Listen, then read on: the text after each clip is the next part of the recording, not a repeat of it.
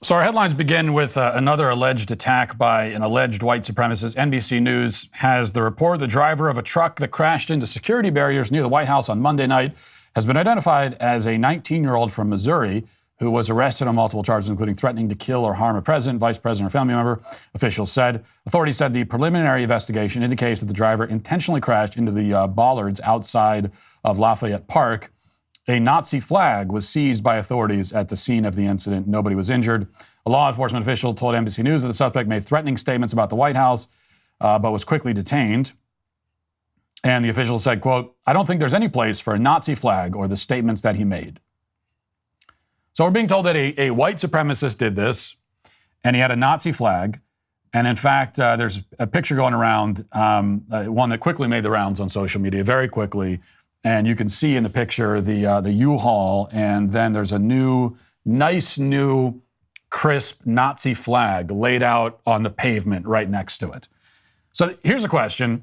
Is this normal police procedure? Like, do they normally go to a crime scene and take out evidence and lay it on the ground neatly so that reporters can take pictures? And at the scene of a crash especially, do you go into the vehicle and extract items from it and lay it all neatly on the ground? Now, I've never been, I'm not a police officer. I've never been, do we have that picture? Oh, there it is, right there. Yeah. Look at that Nazi flag. So it was now, first of all, why do you need a U-Haul that size for a Nazi flag that size? That's the first thing I'm trying to figure out. And the second is that we assume what happened, this white supremacist had this dastardly plot to kill the president. And the way that he was going to do it was to take his U-Haul and slam it into some barriers. That's step one. And then step two is a question mark. Step three, president is dead. That didn't work somehow. So they detained him quickly. And then the police opened up the U-Haul and they went in there and they took the Nazi flag out and they just laid it there on the pavement. In the not too distant past, private citizens used to be largely that, private. What's changed? Well, the internet changed everything. Think about everything you've ever searched for, watched, or tweeted on the internet. Now imagine all that data being crawled through, collected, aggregated by third parties into permanent public records.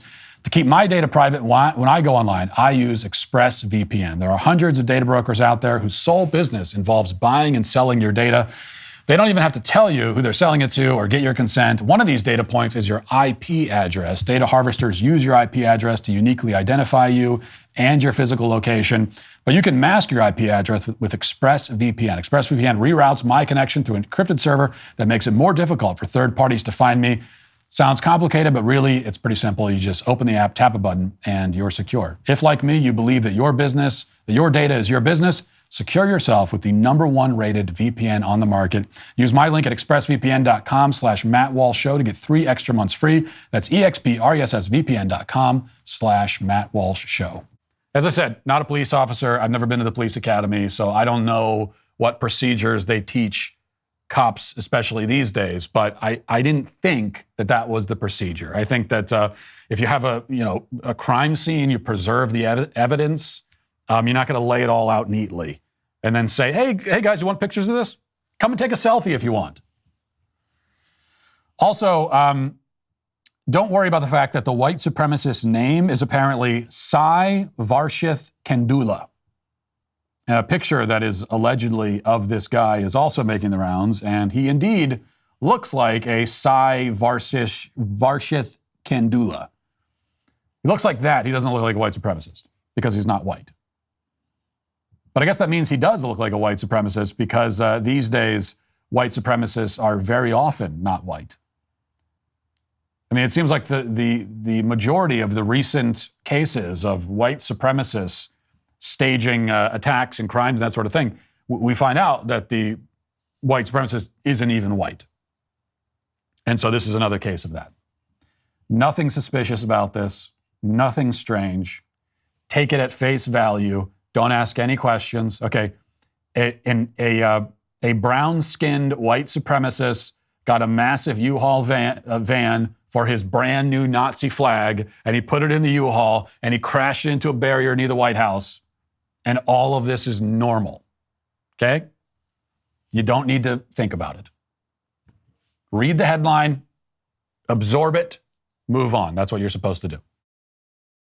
And that'll do it for this portion of the show. As we move over to the members block, you can become a member today by using code Walsh at checkout for 2 months free on all annual plans. Hope to see you there. If not, talk to you tomorrow. Have a great day. Godspeed.